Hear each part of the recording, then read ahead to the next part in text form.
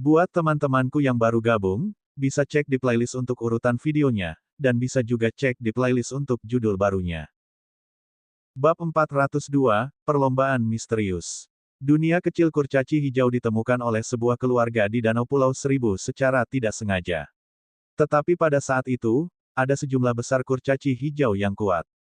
Penjara manusia tua dari surga membawa Baisi dan beberapa yang lain ke dunia kecil dan membunuh yang kuat itu dan mengambil semua bahan mistis di dunia kecil. Old Man of Heaven penjara meninggalkannya sendirian setelah itu. Keluarga Bai akan mengirim seseorang untuk menjara setiap saat dan kemudian membersihkan kurcaci hijau yang kuat. Setelah itu, mereka hanya akan meninggalkan dunia kecil saja. Banyak orang dari Danau Pulau Seribu sudah pernah ke sini sebelumnya. Mereka sebagian besar di sini untuk berlatih karena ada beberapa bahan mistis yang tersisa. Tidak ada yang berani menangkap beberapa Green Dwarf untuk dijual. Setelah ditemukan, keluarga Bai akan menghukum mereka dengan parah. Ming Yu telah beberapa kali berada di sini untuk berlatih sehingga ia memiliki pemahaman yang jelas tentang dunia kecil kurcaci hijau. Ada banyak kurcaci hijau di sini, tetapi mereka tidak terorganisir. Para dwarf hijau masing-masing akan melakukan hal-hal dengan cara mereka sendiri dan membentuk kelompok. Ada hampir 100 klan kurcaci hijau yang tersebar di dunia kecil. Tidak ada negara yang terbentuk dan tidak ada dwarf hijau yang kuat yang memiliki cukup otoritas untuk memerintahkan klan. Yu Huasen telah mendengarnya. Kurcaci hijau tidak cerdas. Mereka tidak memiliki peradaban masyarakat manusia. Mereka lebih seperti orang barbar sejak zaman dahulu. Oleh karena itu, Ming Yu dan Yu Huasen terkejut melihat begitu banyak kurcaci hijau diorganisir. Lu Li bereaksi dengan cepat. Dia melepaskan roda takdirnya sekaligus dan melindungi Zilian dan Bai Xias Huang. Ye Cha dan yang lainnya merilis Bats of Life mereka dan melirik dengan dingin. Yah, Lu Li, kenapa nasib roda kamu berbeda? Bai Xias Huang melihat roda nasib perak di bawah kaki Lu Li dan dia ingin tahu tentang pola naga di atasnya. Zilian juga memperhatikannya dan dia tertarik. Wosh, wosh, wosh. The Green Dwarf berteriak dengan cara yang aneh. Semua kurcaci hijau di dekatnya mengambil taji dari punggung mereka dan kemudian melemparkannya ke atas. Taji jelas adalah semacam harta yang dimiliki oleh kurcaci hijau. Taji bergerak cepat dengan suara keras. Itu pemandangan yang cukup spektakuler dan sama mencekiknya seperti di tengah hujan panah. Namun, bagi Lu Li dan yang lainnya, ini adalah trik kecil. Lu Li bahkan tidak bergerak. Bat of Life Ming Yu bersinar dan dia melepaskan pasukannya. Semua taji dihentikan. Yu Huasen, usir Green Dwarf. Lu Li memesan. Yu Huasen bergerak. Tanda Bloodline di lehernya menyala saat banyak kilau melesat keluar. Ming Yu bekerja sama dengannya dengan mengurangi pasukannya. Segera, kilauan menyebar ke seluruh. Ah! Wow! Banyak Green Dwarf terkena kilauan dan berteriak kesakitan. Mereka berguling-guling di tanah. Banyak dari mereka memiliki lubang yang terbakar di dada mereka. Beberapa meninggal di tempat karena kepala mereka terluka. Green Dwarf dewasa bisa sekuat prajurit Soul Pond Realm. Beberapa Green Dwarf yang lebih kuat bisa sekuat prajurit Realm Fate Will. Yang paling kuat bisa bersaing dengan prajurit Realm Eternal. Oleh karena itu, penjara orang tua surga bisa menyapu seluruh dunia kecil kurcaci hijau. Ada banyak kurcaci hijau di sini, tetapi tak satu pun dari mereka yang kuat. Mereka hanya bisa bersaing dengan prajurit Real Pond Soul. Bahkan Lu Li bisa mengalahkan mereka, apalagi Ming Yu dan Yu Huasen. Arti mendalam Yu Huasen berkilau adalah yang paling efektif ketika berhadapan dengan tentara. Kilau tak berujung terbang keluar, melukai dan membantai satu kelompok Green Dwarf demi satu. Dalam waktu hanya selusin napas, itu telah menjadi neraka. Ada ribuan kurcaci hijau di bawah. Setelah Yu Huasen melakukan pembunuhan besar-besaran, setidaknya lebih dari 1000 orang terluka atau terbunuh. Para dwarf hijau lainnya mulai merasa takut. Horor tertulis di mata mereka. Namun, Green Dwarf tidak pergi, yang lebih mengejutkan Ming Yu dan Yu Huasen. Di masa lalu, ketika Ming Yu memasuki dunia kecil, kurcaci hijau akan melarikan diri secepat mungkin setelah mereka merasakan ki dan energinya. Kenapa mereka tidak melarikan diri kali ini dan memilih untuk berjuang mati-matian? Apa itu? Lu Li memperhatikan Ming Yu tertegun. Ming Yu terbang dan menjelaskan. Lu Li melambaikan tangannya dan berkata, ayo, bunuh mereka sampai mereka takut. Itu adalah ras alien, bukan manusia. Bagi Luli, kurcaci hijau tidak berbeda dengan Swan Beast. Karena kurcaci hijau itu tidak takut mati, Luli tidak akan menunjukkan belas kasihan pada mereka. Gosok duk. Setelah waktu lebih dari selusin napas, Yu Huasen membunuh 1 atau 2 ribu lainnya. Tiba-tiba, terdengar suara drum yang teredam dari kejauhan. Kurcaci hijau yang datang ke Luli dan melemparkan taji mereka segera melarikan diri ke segala arah. Suara drum. Kilatan dingin muncul di mata Luli. Dia tiba-tiba berbalik ke Yecha yang bergegas ke tempat suara itu datang seperti angin. Orang-orang kurcaci hijau itu dikendalikan. Mingyu mengerutkan kening, tetapi dia tidak tahu siapa yang bisa melakukan ini. Mungkinkah seorang prajurit yang kuat telah menyelinap ke dunia kecil ini dan mengendalikan semua kurcaci hijau? Yu Huasen, berkeliling dan lihatlah. Luli melambaikan tangannya. Yu Huasen bergegas ke arah di atas kecepatannya. Luli dan yang lainnya terbang ke gunung terdekat dan menunggu dengan tenang. Waktu untuk 1 dupa untuk membakar, dan kemudian 2 dan 3. Yang mengejutkan Luli adalah Yecha dan Ming Yu tidak pernah kembali untuk waktu yang lama. Mereka sangat cepat. Mereka seharusnya kembali terlepas dari mereka menemukan sesuatu atau tidak. Wosh! Setelah waktu untuk dupa untuk membakar, angin datang. Itu adalah Yecha. Dia menangkupkan tinjunya dan berkata, "Tuan muda, kami menemukan ras yang misterius.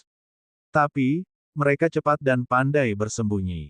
Mereka tiba-tiba menghilang ke bawah tanah dan saya tidak berani mengejar mereka terlalu jauh." Luli dan Ming Yu terkejut. Qian Phoenix Rache memiliki kecepatan tercepat di Central Plains. Kecepatan Yecha sudah bisa bersaing dengan prajurit Realm manusia Sovereign Realm. Sekarang ada ras misterius yang bisa lolos dari pencarian Yecha. Ras seperti apa itu? Hanya ada Green Dwarf di dunia kecil. Bai Xias Huang khawatir. Apakah Bai Qiuxue yang hilang ada hubungannya dengan ras misterius? Mereka terlihat seperti manusia dalam bentuk tubuh tetapi mereka lebih kecil. Mereka memiliki kulit coklat kekuningan dan sisik kuning di tangan dan kaki mereka. Tangan mereka seperti cakar elang. Mata mereka bersinar kuning dan telinga mereka lancip. Deskripsi Yecha tidak dikenal oleh orang lain. Sementara mereka berpikir, Yu Huasen kembali dari kejauhan. Dia berkata dengan cemberut setelah dia tiba, "Tuan muda, saya menemukan 2 orang aneh tetapi mereka menyelinap ke tanah sebelum saya bisa dekat. Saya tidak bisa mengejar mereka. Bahkan Yu Huasen tidak bisa mendapatkannya. Jika ranah ras misterius tidak tinggi, maka kecepatan mereka pasti mengerikan, tidak lebih lambat dari Qian Phoenix Rache." Luli tidak bisa gegabah. Dia menoleh ke Bai Xias Huang dan bertanya, "Bukankah Bai Leng ada di sini? Ada orang lain dari keluarga Bai, di mana mereka?" "Aku tidak tahu." Bai Xias Huang menggelengkan kepalanya dan menjawab, "Paman Leng datang ke sini tapi itu sebenarnya tempat yang cukup besar. Jika Anda ingin menutupi setiap bidang tanah, itu akan memakan waktu beberapa hari." Luli memikirkannya dan berkata, "Yu Huasen, pergi keluar dan dapatkan lebih banyak prajurit di sini. Minta semua dari pemimpin klan Ye untuk datang ke sini. Suruh Zihuan Xiao dan semua prajurit alam Dewa Mulia untuk datang dan menjemputku lebih banyak dari 100 prajurit Eternal Realm dan ribuan Fatewheel Realm. Aku harus menemukan Bai Qiuxue bahkan jika aku harus menghancurkan dunia." Petik 2. Munculnya ras misterius di dunia kecil Green Dwarf mengkhawatirkan Luli. Setidaknya, keselamatan kelompok saat ini dapat dijamin setelah prajurit dan tentara yang kuat dikirim ke sini. Bagaimana jika sesuatu terjadi pada Zilian dan Bai Xias Huang, haruskah Luli mengambil tindakan gegabah? Bab 403, Menyelubung. Perlombaan misterius yang muncul entah dari mana telah mengambil kendali kurcaci hijau di dunia kecil. Luli, yang mengira dia memiliki penguasaan mutlak atas dunia kecil, tidak berani mengambil tindakan yang dianggap remeh. Dia memutuskan untuk menunggu penguatan. Yu Huasen pergi. Luli, Ming Yu, Zilian, dan Bai Xias Huang berkemah di sebuah gunung besar. Gunung ini curam. Dari atas, mereka bisa melihat segalanya dan mereka bisa melihat musuh yang masuk jika ada. Ming Yu telah menggunakan kekuatan psikisnya untuk mencari di sekitarnya. Bahkan seekor semut pun tidak bisa berada di sini tanpa dia sadari. Yecha patroli di dekatnya untuk melihat apakah dia bisa menemukan petunjuk atau informasi berguna. Dunia kecil tidak memiliki perbedaan antara siang dan malam. Langit berwarna merah gelap dan Suan Qi di sini cukup tipis. Ini bukan tempat yang cocok untuk hidup atau bercocok tanam. Bahkan jumlah pohonnya kecil dan ada yang berkulit gelap dengan sedikit daun. Bai Xias Huang pada pin dan jarum dan Zilian menghiburnya. Lu Li duduk dengan wajah lurus. Ming Yu duduk dengan kaki bersilang dan matanya terpejam, terus-menerus memeriksa sekeliling, terutama di bawah tanah dengan kekuatan psikisnya ketika ras misterius bisa pergi ke bawah tanah dalam kecepatan cepat. Waktu berjalan dengan cepat. Setengah hari telah berlalu, di mana Ye Cha kembali pada dua kesempatan. Tetapi perjalanannya tidak menghasilkan apa-apa. Lingkungan sekitar sunyi. Bahkan Green Dwarf pun tidak muncul. Tidak ada yang terjadi di bawah tanah juga. Pemimpin klan Ye, Lu Li menyerahkan jimat jade peringatan kepada Ye Cha setelah beberapa pemikiran dan berkata, perluas area pencarianmu. Jika mungkin, tangkap anggota ras ini. Jika kita dalam bahaya, aku akan menghancurkan jade-jade. Tuan muda, saya tidak berpikir. Ye Cha mengenakan masker ilusi sehingga ekspresinya tidak bisa dilihat. Tapi bisa dipahami kalau dia khawatir. Lu Li melambaikan tangannya dengan tekad sehingga Ye Cha harus pergi. Lu Li, minta pemimpin klan kamu membawa aku bersamanya. Kakakku dan aku memiliki koneksi. Jika aku berada dalam radius 30 mil dari kakakku, aku bisa mengatakan lokasi tepatnya. Bai Xias Huang tidak bisa duduk diam. Namun, Lu Li menggelengkan kepalanya dan berkata, tidak, kamu tidak bisa kemana-mana. Kamu harus tinggal bersamaku. Bai Xias Huang adalah karakter gelisah yang hanya bisa dikendalikan oleh Lu Li. Dia tidak baik-baik saja dengan dia pergi dengan Ye Cha. Lu Li sendiri cukup kuat dan Ming Yu memiliki kekuatan. Setidaknya, mereka bisa melindungi diri mereka sendiri sampai Ye Cha kembali begitu sesuatu turun. Mereka duduk diam dan makan makanan dan air yang sudah disiapkan. Yu Huasen telah pergi untuk memobilisasi tentara. Dia sendiri cukup cepat tetapi akan membutuhkan waktu untuk memobilisasi prajurit dan tentara yang kuat. Itu akan memakan waktu setidaknya 2 hari. Setelah 4 jam, Ming Yu tiba-tiba membuka matanya dan berteriak, Tuan muda, ada yang salah. Terbang. Lu Li melepaskan roda takdirnya sekaligus dan berteriak kepada Zilian, lepaskan roda takdirmu dan bawa Bai Xias Huang bersamamu. Jangan turun ke sini sampai aku berkata begitu. Zilian mengangguk dan merilis nasib roda 7 warna. Dia membawa Bai Xias Huang bersamanya dan terbang lebih dari 1000 yard. Lu Li mengikuti mereka dan begitu pula Ming Yu. Mereka menatap ke bawah dengan dingin. Bang, bang, bang. Puncak gunung terbuka ketika 6 sosok kuning melesat keluar. Ke-6 sosok kuning secepat prajurit di tahap awal Realm Lord Nobeem. Mereka terbang ke langit dalam sekejap. Berisi. Ming Yu melepaskan force. Awan dan angin berubah saat gelombang energi yang kuat menekan. Seketika, ke-6 sosok itu melambat dan jatuh ke dalam terowongan yang telah mereka tembak. Angkatan Ming Yu berdampak pada ke-6. Namun, ke-6-nya masih bisa pecah. Kalau tidak, mereka akan membeku di udara bukannya jatuh. Ming Yu, tangkap mereka hidup-hidup. Lu Li berteriak. Sangat jarang melihat ras misterius ini. Secara alami, dia ingin menangkap mereka hidup-hidup untuk menginterogasi beberapa informasi. Ming Yu berpikir dengan cara yang sama. Dia terbang turun dan melepaskan force lagi. Kecepatan 6 yang bergegas menuju terowongan sangat terganggu. Wosh! Ming Yu menghunus pedangnya dan menusuk ke bawah. 2 orang kuning ditusuk dan tubuh mereka meledak. Mereka sangat lemah dalam pertahanan. Karena Ming Yu bergerak, pasukan dikurangi. 4 sisanya bergegas masuk ke terowongan. Tidak mungkin Ming Yu akan membiarkan mereka pergi. Dia melepaskan force sekali lagi untuk memperlambat mereka. Kali ini, dia tidak menyerang. Dia bergegas ke bawah, berencana melumpuhkan mereka. 1000 kaki, 300 kaki, 100 kaki.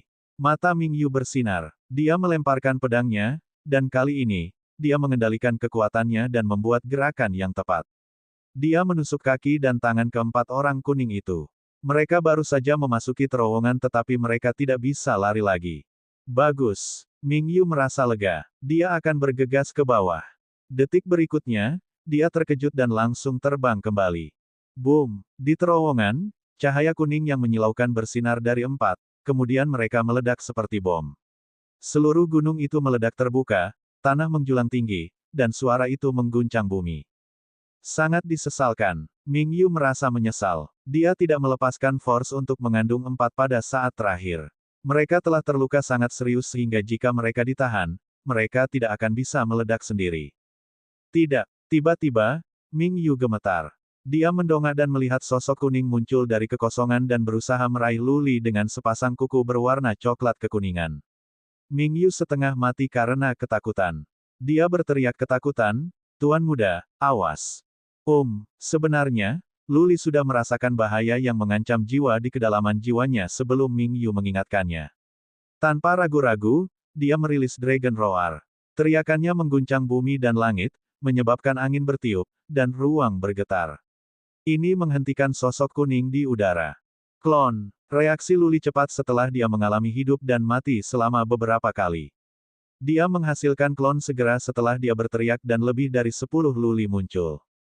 Cakar darah.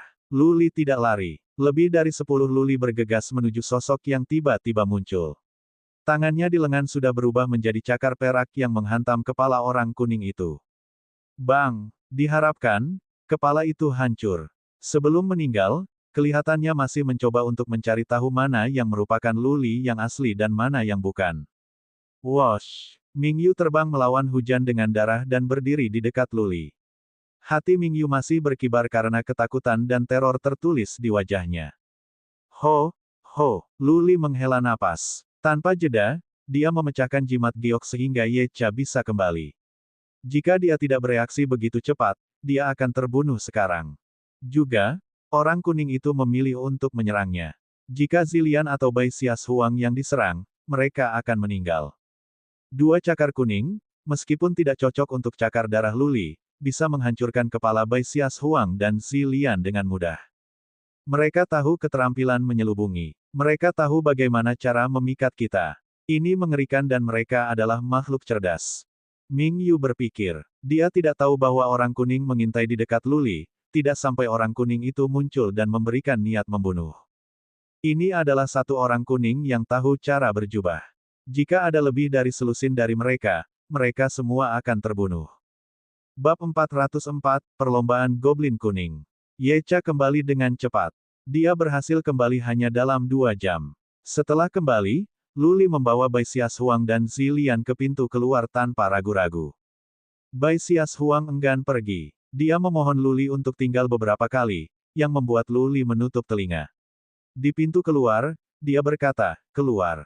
Ini perintah. Jangan berdebat dengan saya, Xias Huang. Setelah Anda keluar, teleport ke Link Empress City segera dan minta bibi Anda untuk mengirim seseorang untuk menemukan informasi tentang itu ras misterius. Dapatkan saya kecerdasan mereka bahkan jika Anda harus melewati setiap tanggal sejarah." Petik 2. Kenali musuh dan kenali diri Anda dan Anda bisa bertarung dalam 100 pertempuran tanpa bahaya kekalahan. Luli bahkan tidak bisa tidur tanpa mengetahui tentang ras ini. Bagaimana jika balapan bisa memasuki gurun utara dari dunia kecil? Lalu berapa banyak orang yang akan terbunuh? Pada saat yang sama, Luli meminta Bai Xias Huang dan Zilian untuk menjaga rahasia ini. Mereka tidak diizinkan memberitahu siapapun kecuali Nyonya Yan. Pintu keluar ada di dalam jurang. Melompat ke dalam dan mereka bisa kembali ke area setan. Luli meminta Ye Cha untuk mengawal kedua wanita muda itu. Prajurit keluarga Bai seharusnya sudah ada di sini. Luli, hati-hati. Luli, kami akan menunggu kamu kembali dengan kemenangan. Bai Xias Huang dan Zilian menatap mata Luli dan kemudian dibawa keluar oleh Ye Cha. Luli telah menjadi seorang kaisar tetapi kedua wanita itu tidak memanggilnya begitu. Itu akan mengasingkan mereka. Luli tidak suka disebut kaisar sendiri jadi dia boleh dipanggil dengan namanya. Ye Cha kembali setelah 1 jam. Dia tidak keluar dari jurang tetapi dari dekat. Ketika orang-orang dari luar berteleportasi di sini, mereka hanya akan diteleportasi ke suatu tempat di dekat jurang bukannya di dalam jurang. Ye Cha mengangguk pada Luli dan berkata, "Ada leluhur keluarga Bai di luar dan pasukan sedang berkumpul. Mari kita menunggu sedikit lebih lama." Luli duduk dengan menyilangkan kakinya. Ye Cha dan Ming Yu tidak menjauh dari Luli dan mereka telah mencari dengan kekuatan psikis mereka. Kali ini, tidak ada orang kuning yang menyerang mereka. Yu Huasen datang setelah sehari dan begitu pula Si Huan Xiao. Mereka datang dengan 6 atau 7 prajurit Realm Lord Realm. 4 patriark dari Qian Phoenix Rache ada di sini dan lebih dari 30 pejuang Eternal Realm didatangkan. "Salam, Kaisar." Mereka berlutut dan berteriak. Luli melambaikan tangannya untuk membuat mereka berdiri dan bertanya pada Si Huan Xiao, Jenderal Besar, apakah Anda pernah mendengar tentang ras misterius ini? Kemudian Luli menggambarkan kepada Zihuan Xiao seperti apa bentuk yang misterius itu. Yang terakhir mengerutkan kening dan tenggelam dalam pikiran. Kemudian dia berkata, Zihuanyu, kembali ke surga kota bela diri. Ada catatan semua jenis hal-hal aneh di Gurun Utara dalam catatan sejarah rahasia keluarga kami. Aku agak ingat membaca beberapa informasi dari ras misterius ini. Petik 2. Luli dan yang lainnya sangat gembira dengan berita itu. Kepala Patriark keluarga Zi langsung berteleportasi. Luli menenangkan pikirannya dengan begitu banyak prajurit kuat di sisinya. Dia melambaikan tangannya dan berkata, pemimpin klan Ye, pergi dan bawa seseorang untuk melihat-lihat. Zihuan Xiao, kau juga pergi. Semua orang menyebar dan mencari di sekeliling kecuali Yu Huasen dan Ming Yu. Cobalah untuk menangkap orang kuning yang masih hidup dan mendapat informasi. Jika kau bertemu Green Dwarf, bunuh semuanya. Petik 2. Tidak ada seorang pun di Gurun Utara yang tahu bagaimana mencari jiwa, tetapi Ye Cha tahu keterampilan rahasia dalam interogasi. Mayoritas pasukan belum datang, jadi mereka harus berusaha menangkap anggota balapan terlebih dahulu. Kurcaci hijau tidak cerdas dan mereka tampak seperti monster. Sejauh Luli prihatin, mereka adalah Swan Beast. Tugas mendesak yang ada sekarang adalah menemukan Bai Qiuxue sehingga mereka harus membunuh semua kurcaci hijau di jalan. Para prajurit menyebar, mencari ras misterius dari semua sisi. Luli, Yu Huasen, dan Ming Yu juga memulai tur keliling. Segera, perkelahian pecah. Setiap tim bertemu Green Dwarf. Setiap tim mulai membunuh para kurcaci hijau itu dan melanjutkan pencarian mereka untuk orang-orang kuning. Sesekali, seseorang akan menemukan Luli untuk melaporkan kembali informasi tentang masing-masing tim. Yang mengecewakan Luli bukanlah orang kuning tunggal yang ditangkap setelah setengah hari. Setelah beberapa jam, seseorang menemukan Bai Leng dan dia ditunjukkan kepada Luli.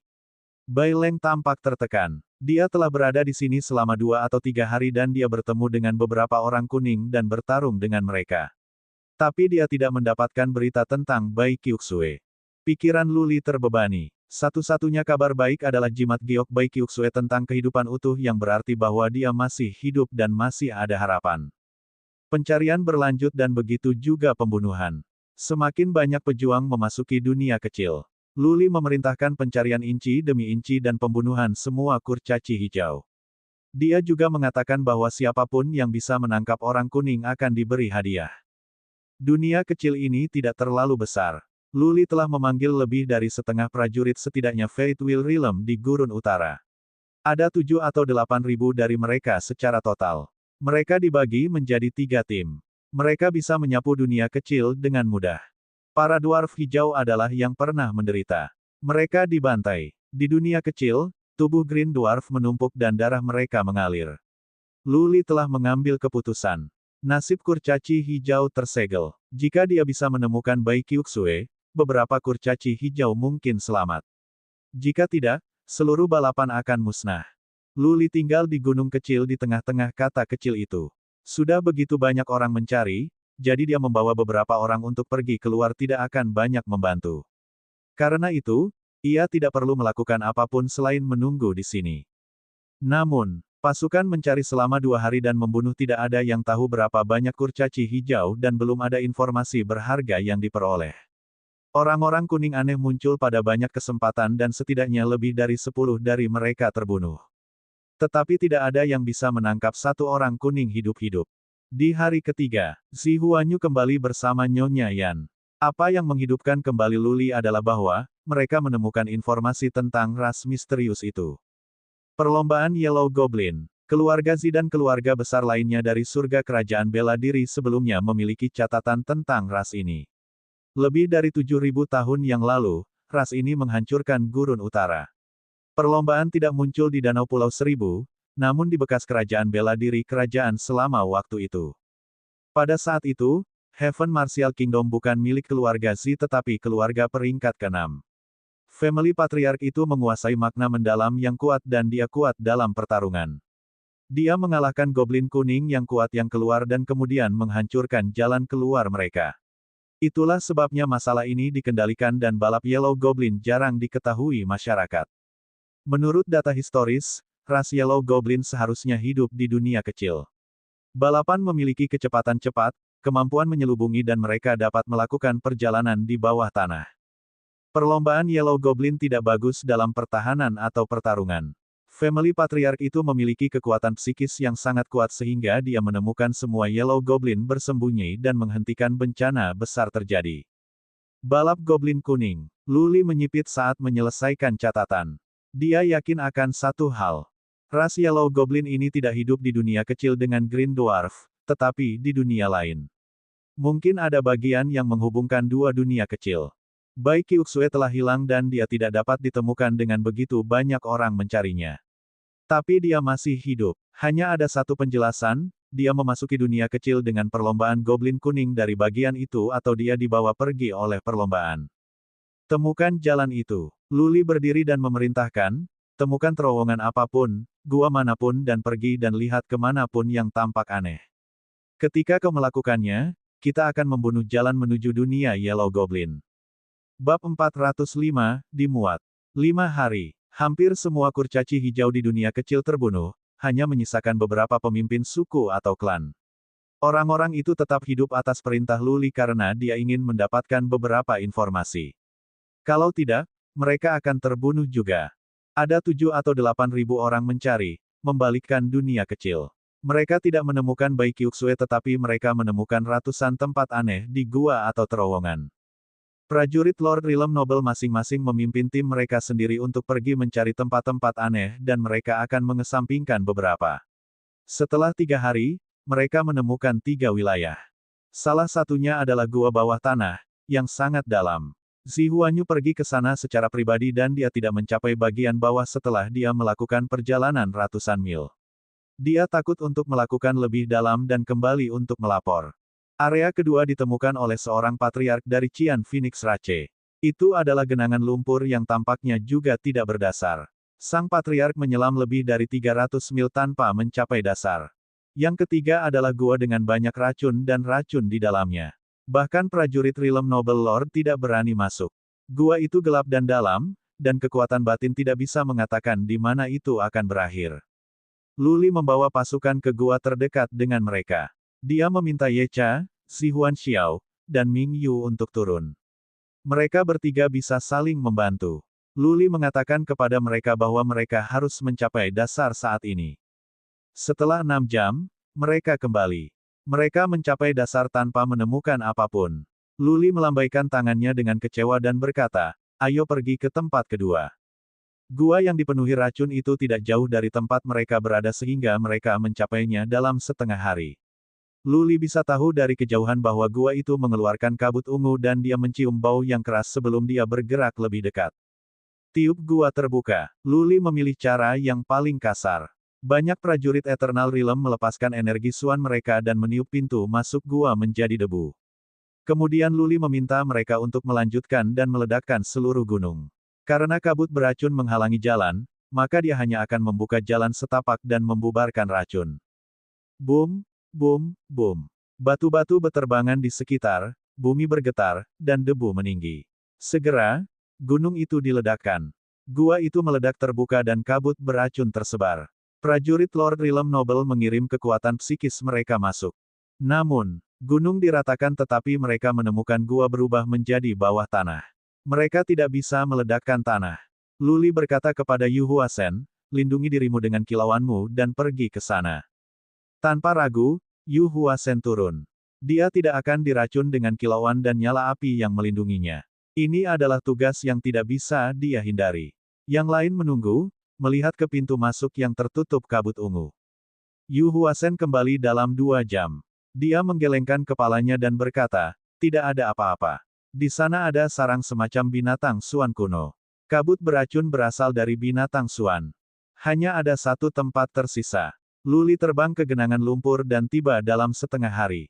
Itu cukup besar dengan radius lebih dari 3 mil. Ada bau mengerikan yang bisa dirasakan dari jauh. Di dalam genangan itu ada lumpur hitam dan beberapa binatang suan peringkat rendah bersembunyi di dalam. Luli melambaikan tangannya dan memberi perintah. Ye Cha turun dengan 4 patriarknya. Luli, beberapa prajurit Realm Lord Realm, dan lebih dari 30 di puncak alam abadi menunggu di udara. 1 jam berlalu. Bang! Lumpur terbang keluar. Yecha dan keempat patriark terbang kembali. Wajah Yecha tertutup lumpur tetapi dia berkata dengan gembira, Tuan Muda, kami telah menemukannya. Luli merasa lega dan bertanya, ada apa? Yecha menjawab, ada tanda formasi penghambatan di sana. Kami tidak berani masuk. Tunggu apa lagi? Ayo pergi. Luli akan terbang dengan roda takdirnya ketika Yu Huasen menghentikannya dan berkata, Tuan Muda, kamu tidak bisa melakukan itu. Ayo kita pergi. Pindah. Luli memelototi Yu Huasen. Semua prajurit Rilem Lord Rilem dari Gurun Utara ada di sini, semuanya 13 orang. Ada 35 prajurit di puncak alam abadi. Dapat dikatakan bahwa semua prajurit kuat Gurun Utara ada di sini. Jika mereka tidak bisa mengalahkan dunia kecil baru ini, mereka mungkin juga mengirim Gurun Utara ke balap Yellow Goblin. Yu Huasen tidak berani mengatakan sepatah kata pun setelah Luli marah.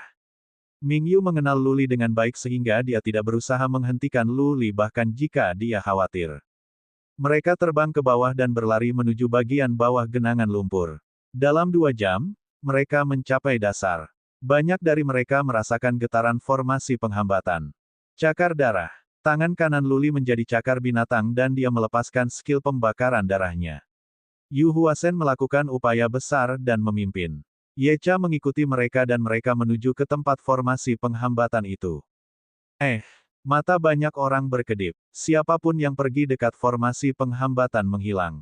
Luli melambaikan tangannya terbang ke formasi penghambatan.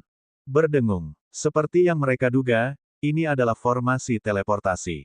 Dengan cahaya muncul di wajah mereka, Luli dan yang lainnya menemukan diri mereka di dunia yang aneh. Dunia begitu cerah menyilaukan sehingga mereka merasa dibutakan. Suan Qi di sini sangat mendalam, lebih dari di dunia Qian Phoenix Rache. Pepohonan hijau dan ada sungai di kejauhan. Adegan itu cukup indah. Yecha dan yang lainnya tetap bersama. Tak satu pun dari mereka yang berani bergerak. Suan Qi yang mendalam di sini mengindikasikan ras apapun yang hidup di sini tidak boleh lemah. Mungkin ada beberapa ras yang lebih kuat daripada balap Yellow Goblin. Ayo kita cuci ini. Luli membawa mereka ke sungai dan membersihkan diri. Yecha dan beberapa orang lainnya berubah dengan cepat dan mulai berpatroli di dekatnya. Bang, bang, bang. Setelah beberapa saat, terdengar beberapa suara teredam dari timur. Luli dan para prajurit bergegas mendekat dan melihat seorang patriark dari Qian Phoenix Rache diserang oleh lebih dari 10 Yellow Goblin. Mingyu. Luli berteriak dan Mingyu melepaskan angkatan sekaligus dan berisi patriark dari Qian Phoenix Rache dan lebih dari 10 Yellow Goblin. Wosh! Sambil bergegas, Yecha memotong pembuluh darah di Yellow Goblin dengan kait yang dimilikinya dan kemudian memotong anggota tubuh Yellow Goblin ini.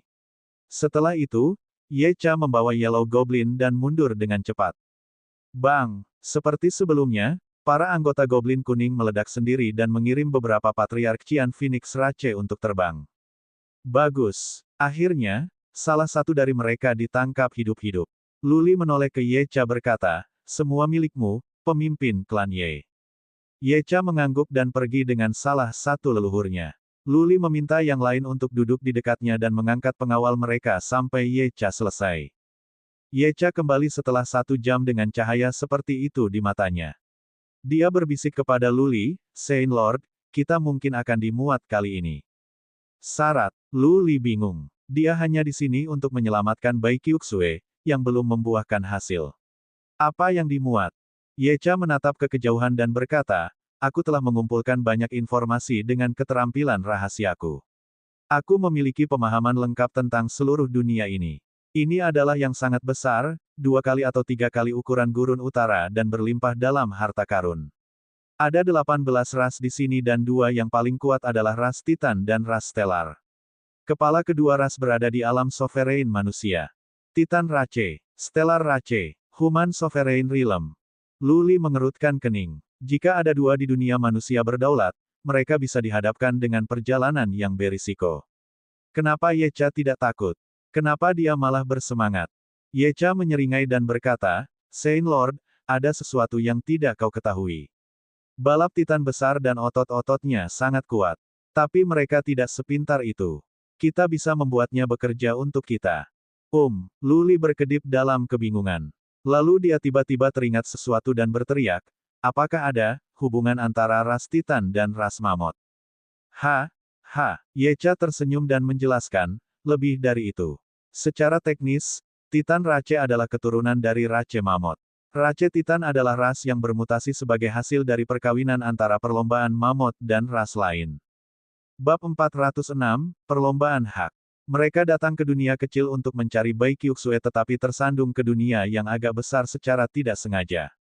Dunia yang sangat besar seperti ini hanya sedikit dan jarang terjadi karena dunia kecil biasanya keluar dalam celah-celah ruang, yang membatasi ukurannya. Ada dunia kecil seperti di mana Qian Phoenix Rache berada dan yang ada di Green Dwarf. Dunia berskala besar seperti itu jarang terlihat bahkan di Central Plains. Suan Qi di dunia kecil itu biasanya mendalam. Dunia kecil Green Dwarf hampir tidak terlihat dalam arti bahwa Suan Qi-nya tipis. Karena itu, dalam banyak kasus, ada beberapa harta yang unik di dunia kecil. Harta karun itu langka di Central Plains dan bisa dijual dengan harga tinggi. Yecha sangat bersemangat adalah karena ada banyak harta di dunia yang mereka temukan. Jika mereka bisa mengendalikan dunia ini, mereka memang akan kaya. Ada 18 ras di dunia, yang sebagian besar tidak kuat. Ada 5 yang kuat dan yang memiliki prajurit sebagus manusia Realm Lord Realm. Lu Li berada di wilayah balap Yellow Goblin. Perlombaan ini tidak terlalu kuat di dunia. Pemimpin mereka yang paling kuat hanya sebagus prajurit Noble Lord Realm, tetapi dia memiliki beberapa trik aneh. Sebenarnya, fakta bahwa Yellow Goblin Rache bisa masuk ke dunia kecil dengan Green Dwarf adalah karena Bai Qiuxue. Bai Qiuxue memasuki dunia ini dari tempat para dwarf hijau berada, yang memungkinkan balap goblin kuning untuk menemukan jalan. Tapi dunia kurcaci hijau sangat kecil dengan bahan mistis yang sangat sedikit dan Suan Qi yang sangat tipis sehingga perlombaan goblin kuning tidak terlalu memperhatikan. Kalau tidak akan ada begitu sedikit Yellow Goblin di sana. Jadi kamu mengatakan bahwa Bai Qiuxue tidak diambil dan dia telah memasuki dunia ini sendiri. Mata Lu Li bersinar setelah Yecha menyelesaikan penjelasannya. Yecha mengangguk dan berkata, saya kira begitu, menilai dari informasi yang saya dapatkan. Tapi saya tidak tahu di mana Lady Qiuxue berada. Setidaknya, dia tidak dibawa oleh Yellow Goblin Rache. Lu Li merasa lega tetapi dia masih takut untuk mengambil tindakan apapun. Lagi pula, ada 2 makhluk kuat di dunia yang bisa bersaing dengan prajurit Realm manusia Sovereign. Memang, balap Titan mungkin memihak mereka, tetapi ada satu lagi. Juga, bagaimana jika ras Titan tidak memedulikan mereka dan mencoba membunuh mereka? Dunia adalah wilayah ras-ras itu. Mereka, manusia, berasal dari dunia luar. Untuk ras asli di sini, Lu Li dan yang lainnya adalah alien. Bagaimana ras Titan bisa bekerja sama dengan alien dan menyerang ras asli mereka untuk beberapa kepentingan individu? Ini adalah tempat yang menarik. Jika Lu Li bisa menguasai dunia ini, dia dan keluarga besar di Gurun Utara bisa berdiri untuk mendapatkan sesuatu. Jumlah prajurit di Gurun Utara bisa naik dengan cepat dan dalam puluhan tahun, mungkin ada beberapa prajurit Realm manusia Sovereign Realm. Masalahnya bagaimana menemukan penguatan? Jiang Qiling bisa melakukan cukup baik sebagai penguatan. Dia bisa memanggil beberapa prajurit Realm Sovereign manusia dengan mudah. Kemudian mereka bisa membunuh yang kuat di dunia dan kemudian membagi sumber daya di sini dengan keluarga Jiang. Tidak, Lu Li segera menolak gagasan ini. Jiang Qiling bisa dipercaya tetapi bukan keluarga Jiang. Keluarga besar menghargai minat. Mereka tidak akan terlalu khawatir tentang persahabatan atau hubungan. Begitu keluarga Jiang terlibat, Lu Li mungkin kehilangan kendali atas sumber daya di sini, dan bahkan posisi Kaisar Gurun Utara. Lalu haruskah dia menemukan keluarga Du bukan keluarga Jiang? Dipikir-pikir, Lu Li masih merasa ini bukan cara yang layak. Begitu Du Family mengetahui hal ini, kehidupan Lu Li sendiri mungkin berisiko. Ada cukup sumber daya di sini untuk keluarga Du untuk mengambil risiko dan membunuh Lu Li. Tanpa berbagi, Lu Li mengambil keputusan. Yang berani adalah mereka yang selamat. Selama dia bisa mendapatkan kendali tunggal atas dunia ini, dia dan keluarga Gurun Utara bisa berkembang. Dia berpikir sebentar dan membiarkan yang lain pergi kecuali Yecha. Kemudian dia bertanya, pemimpin klan Ye, apakah Anda benar-benar berpikir ras Titan akan mendengarkan ras Mammoth? Yecha tahu apa yang ada di pikiran Lu Li. Dia memberikannya beberapa pemikiran serius dan menjawab, saya yakin 70%. Balap Titan adalah sesederhana seperti perlombaan mammoth. Orang-orang semacam ini adalah yang paling mudah untuk dimanipulasi. Secara teoritis, jika pemimpin klan dari perlombaan mammoth adalah di sini, pemimpin klan ras Titan harus mendengarkannya. Petik 2. Baiklah, aku akan mengambil risiko. Luli mengambil keputusan dan berkata, pergi dan temukan jalan keluar. Teleport semua prajurit Rilem abadi ke dunia kecil bersama Green Dwarf dan tunggu pesanan saya di sana. Tidak ada yang bisa kembali ke Gurun Utara. Katakan kepada mereka bahwa mereka harus tutup mulut tentang hal ini. Siapapun yang membocorkan informasi akan dibunuh tanpa ada pertanyaan. Petik 2. Minta Patriark kedua untuk mengambil token ide saya. Luli menyerahkannya dan melanjutkan, minta dia untuk pergi mencari Nyonya Yan dan meminta beberapa bahan mistis untuk mencapai Rilem Lord Mulia dan kemudian mengirimkannya ke pemimpin klan dan Patriark dari perlombaan mammoth sekaligus. Katakan pada mereka untuk menghubungi Rilem Lord Nobeem sesegera mungkin dan datang ke sini. Petik 2. Dunia kecil untuk Qian Phoenix Rache tidak bisa keluar tanpa mencapai Rilem Lord Mulia. Jika Luli ingin menguasai dunia ini, dia pasti membutuhkan bantuan dari ras mammoth. Karena itu, sebelum mereka sampai di sana, tidak ada yang bisa dia lakukan. Yecha mengerti jadi dia pergi sekaligus. Karena pintu masuknya dekat, pintu keluar ke dunia kecil dengan kurcaci hijau pasti ada di suatu tempat di dekat sini juga. Yecha segera menemukan genangan lumpur lain. Dia masuk dan menemukan formasi penghambatan di sana.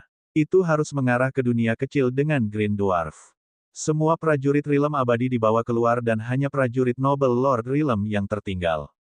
Ada begitu banyak hal yang Luli harap untuk menjaga dari dunia luar. Dia bahkan tidak ingin Zi Huan Xiao tahu banyak. Semakin banyak informasi, semakin berisiko. Setelah Central Plains mengetahui hal ini, keluarga besar akan mengidamkan dunia ini, yang bisa menjadi akhir dari semua orang di sini. Yecha kembali setelah dia membuat pengaturan dan bertanya, apa yang harus kita lakukan sekarang? Temukan Bai Qiuxue. Luli menjawab setelah beberapa pemikiran, kami akan duduk dengan tenang. Kamu pergi dengan ketiga patriarkmu untuk mencari di sini. Jika dia masih hidup, aku ingin melihatnya. Jika tidak, aku ingin melihat tubuhnya. Kita harus mengambil tindakan cerdas sekarang. Kalau tidak, ras lain akan bersatu dan menyerang kita. Petik 2. Yecha juga berpikir begitu. Dia tidak berencana untuk bergerak, bahkan melawan Yellow Goblin Rache, yang akan mengingatkan ras lain. Beberapa alien di sini tidak akan menarik perhatian ras besar di dunia ini. Begitu banyak pejuang yang kuat ada di sini dan perlombaan dihancurkan, ras-ras lain akan terkejut. Luli memerintahkan yang lain harus menunggu di sekitar genangan lumpur dan tidak ada yang bisa pergi. Ming Yu, Yu Huasen, Zi Huan Xiao dan yang lainnya terkejut. Mereka ingin tahu tentang informasi apa yang didapat Yecha, tetapi Luli tidak akan mengatakannya sehingga tidak ada yang bertanya. Patriark kedua dari Qian Phoenix Rache pergi. Yecha memberitahu tiga patriark lainnya beberapa barang untuk diperiksa dan kemudian pergi juga. Qian Phoenix Rache adalah balapan dengan kecepatan tercepat di Central Plains dan mereka adalah pengintai terbaik. Keempat dari mereka semua di alam Noble Lord. Selama mereka berhati-hati dalam bersembunyi, tidak ada yang bisa melihat mereka.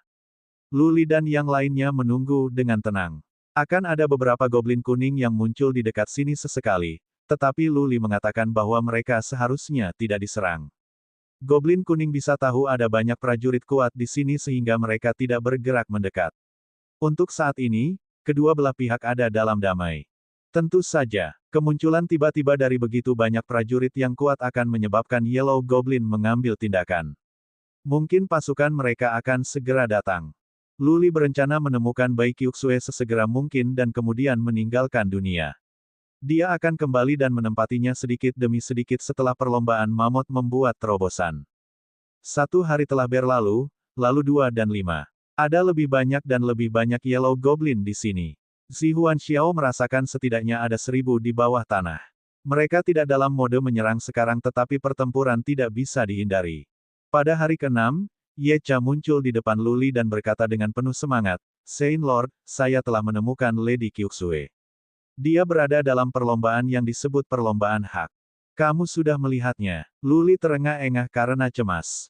Tidak. Petik 2. Yecha menggelengkan kepalanya dan menjawab, saya mengambil anggota dari perlombaan hak dan melakukan beberapa interogasi. Saya diberitahu bahwa ada seorang gadis cantik dalam ras mereka tetapi dia dibawa ke daerah terlarang. Anggota biasa tidak tahu tentang saya. Petik 2. Apakah ras hak kuat? Berapa banyak rilem bangsawan yang mereka miliki? Lu Li berdiri. Yecha menggelengkan kepalanya dan berkata, tidak terlalu kuat dan hanya ada 2 yang bisa bersaing dengan prajurit rilem Lord Rilem. Tapi mereka memiliki beberapa kekuatan unik. Apa yang kamu tunggu? Lu Li bahkan tidak mendengar apa yang dikatakan Yecha. Dia berteriak, kumpulkan bersama. Ayo kita bunuh ras hak dan selamatkan Bai Qiuxue. Bab 407, Haks. Untuk pergi ke tempat ras hak, Lu Li harus melewati Goblin Kuning.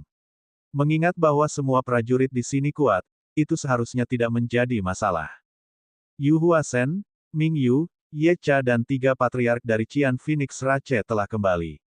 Zi Huanxiao, Zi Huanyu dan 2 pejuang Rilem Lord Rilem dari Heaven Frigate Kingdom, Qi Tianfan dan He Jun, ada di sini bersama dengan Hong Tianxi dari Heaven Martial Kingdom dan Chen Ping dari Heaven Cold Kingdom. Ada 13 dari mereka semuanya termasuk Lu Li. Semua prajurit di alam abadi dikirim pergi oleh Lu Li, termasuk Bai Leng. Orang-orang di sini semua terbang atas perintah Lu Li dengan Yecha memimpin, menuju ke barat daya. Berdengung, 1 Yellow Goblin demi 1 muncul di udara dan menyerang Lu Li dan yang lainnya dengan liar. Tanah meledak terbuka karena lebih banyak Yellow Goblin meluncurkan serangan mereka. Goblin kuning pasti mendapat ide yang salah.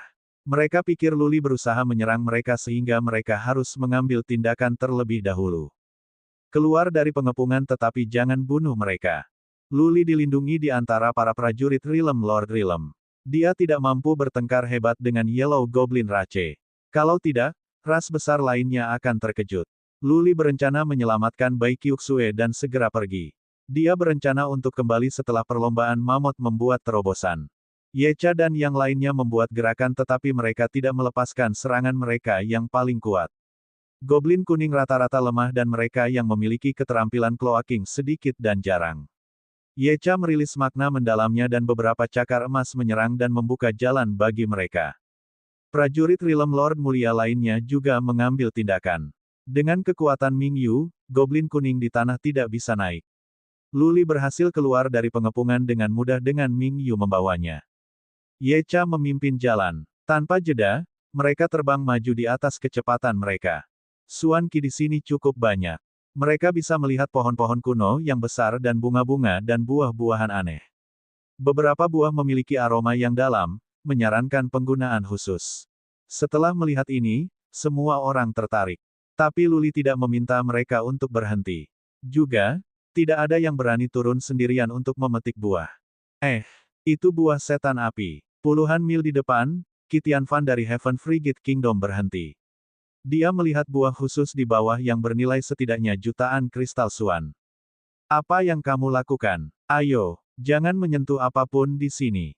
Lu Li berkata dengan dingin. Qi Tianfan terbang tanpa mengatakan apapun. Yu Huasen bingung. Dia pikir ini bukan bagaimana Lu Li biasanya bereaksi.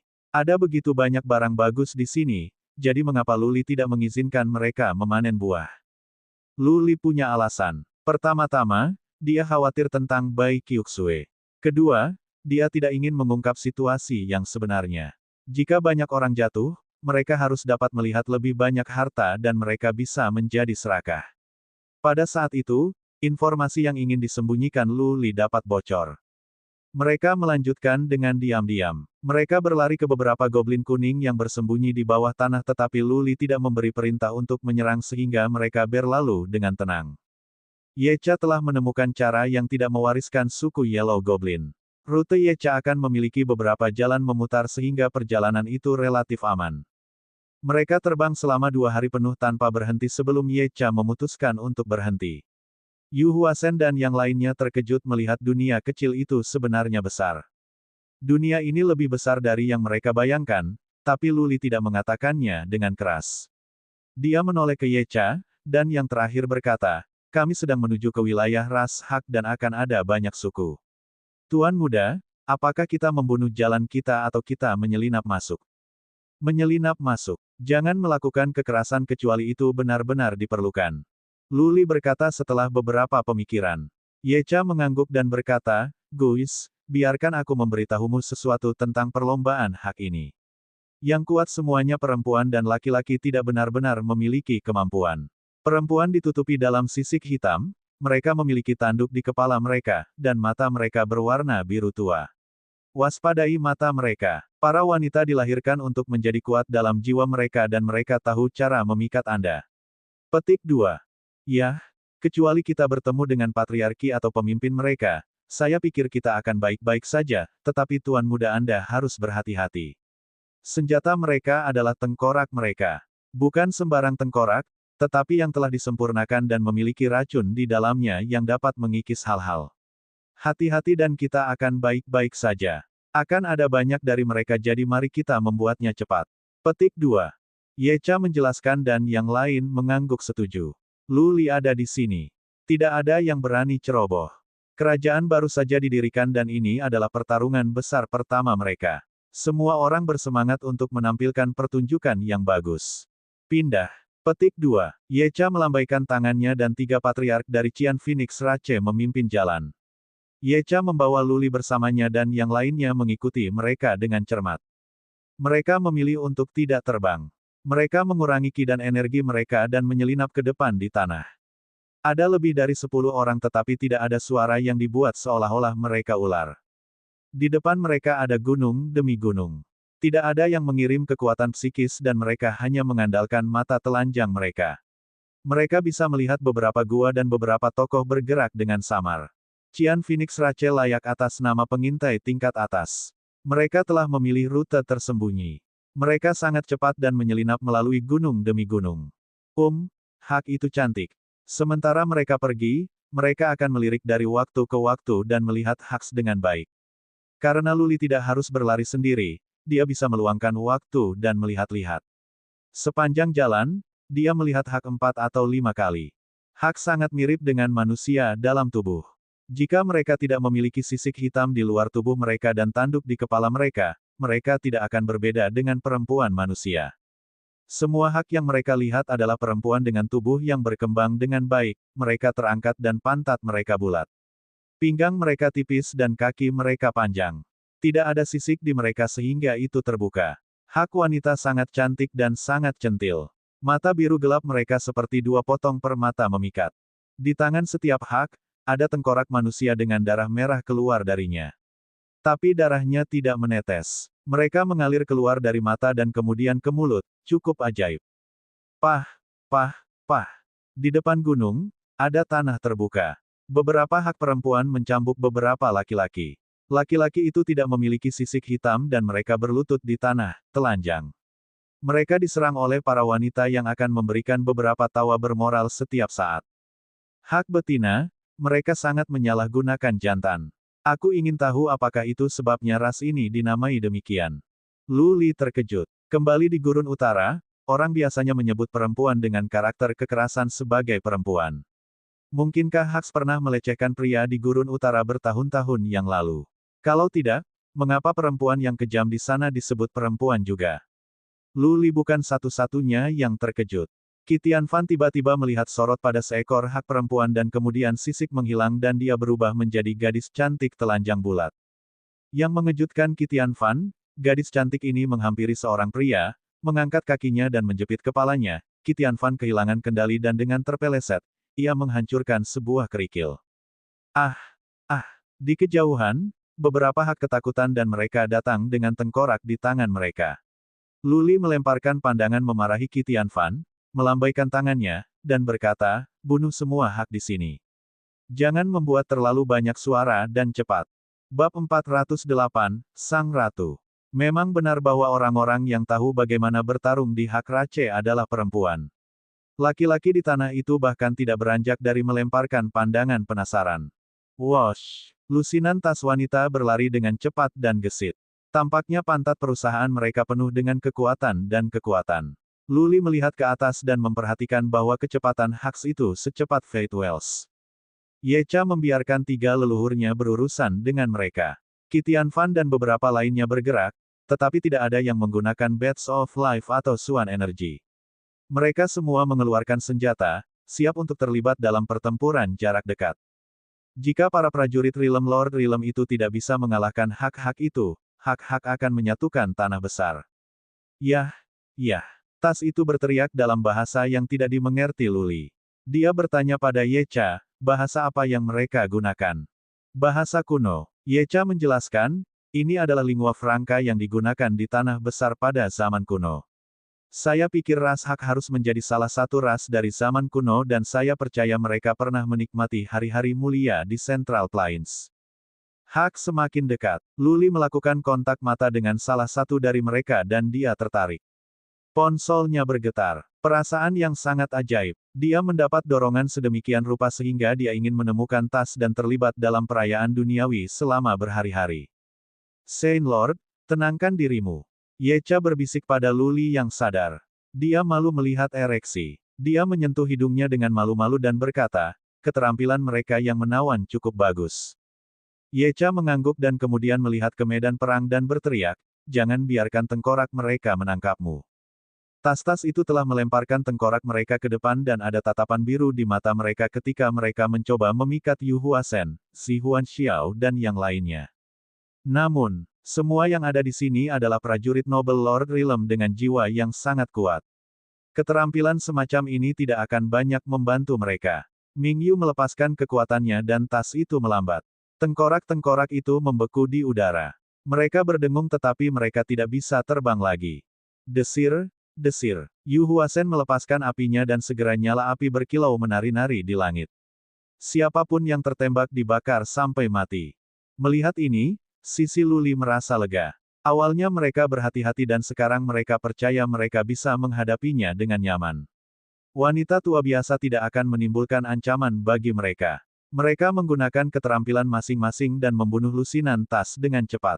Wow, yah, yah. Para hak jantan di padang rumput ketakutan. Mereka merangkak ngeri. Luli berteriak, bunuh semua hak di gunung. Jangan tinggalkan siapapun hidup-hidup.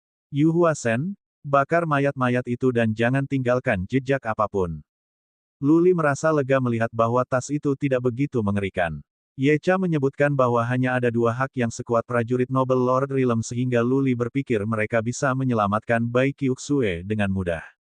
Pertarungan berakhir dalam waktu selusin napas.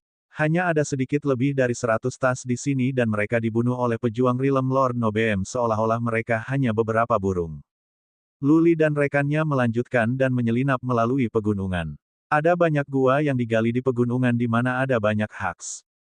Semua prajurit di Hak Rache adalah perempuan. Laki-laki seperti binatang peliharaan dan budak. Apa yang lebih mengejutkan adalah bahwa, di sebuah gunung kecil, Luli melihat beberapa tas terlibat dalam senggama di siang hari yang cerah dengan perempuan di atas laki-laki. Pemimpin klan Ye, apakah pemimpin lomba hak juga perempuan? Luli mengajukan pertanyaan kritis. Iya nih. Yecha mengangguk dan menjawab, laki-laki dari ras ini tidak dapat berkultivasi.